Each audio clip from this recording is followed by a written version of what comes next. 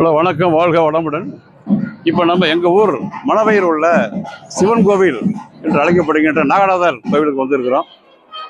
இன்று அன்னாபிஷேகம் நடந்து கொண்டிருக்கின்ற காட்சி. அவ்வளோ கூட்டமாக இருக்காங்க.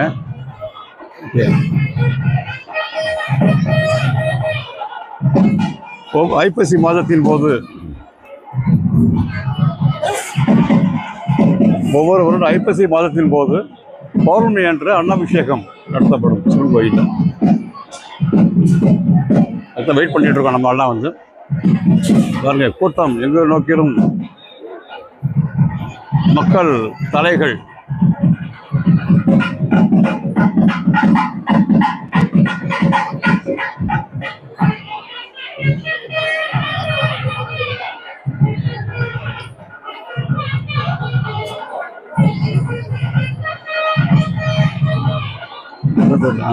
அப்படி போயிட்டு வரலாம். அப்படியே அரௌண்ட் அப்படியே போகலாம்.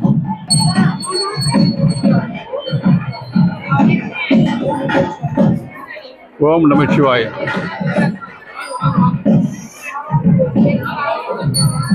நமச்சிவாய வாழ்க, நாதல் தாள் வாழ்க.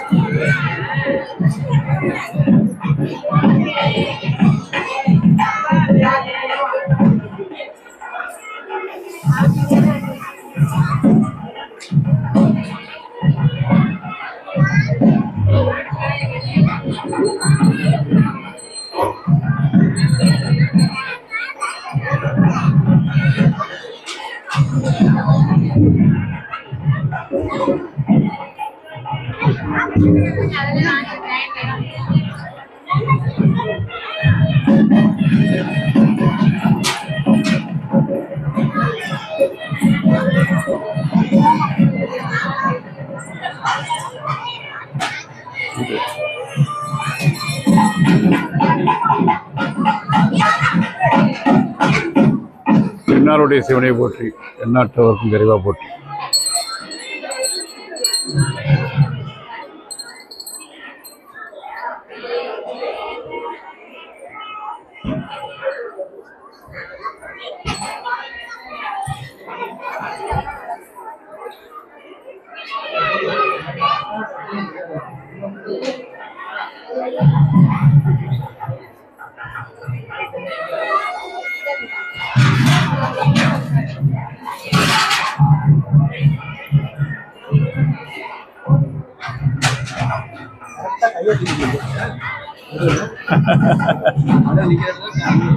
ஆமா ஆமா, எல்லாத்துக்கும் ஆர்வம் தான்.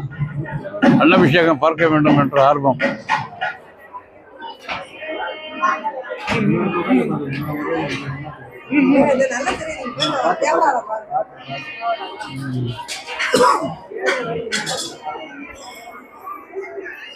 ஓகேயா?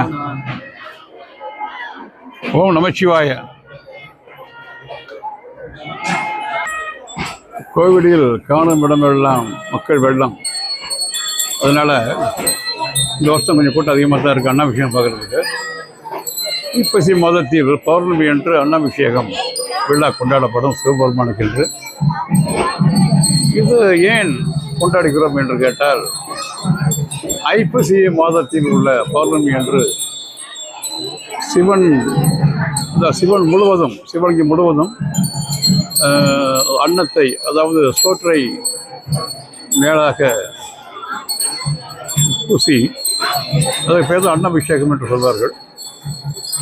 ஒவ்வொரு பருக்கையிலும் சிவலிங்கம் தென்படும் என்று சொல்வார்கள். ஆமாம், அன்னத்தால் அபிஷேகம். ஒவ்வொரு வருடத்திலும் ஐப்பசி பௌர்ணமி என்று அன்னாபிஷேகத்தை கண்டால் அந்த வருடம் முழுவதும் காண்பவர்களுக்கு சாப்பாட்டுக்கு பஞ்சம் இருக்காது, நல்ல வருமானம் கிடைக்கும் என்று சொல்வார்கள். அதுதான் அதோட ஐதீகம்.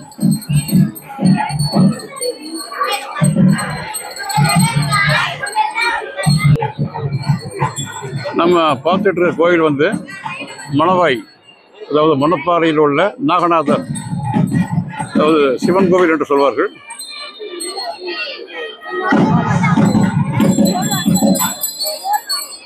அன்னாபிஷேகத்தை காண்பதற்கு எங்கு நோக்கினும் மக்கள் வெள்ளம் திரண்டு உள்ள காட்சியை பார்த்து கொண்டிருக்கிறோம்.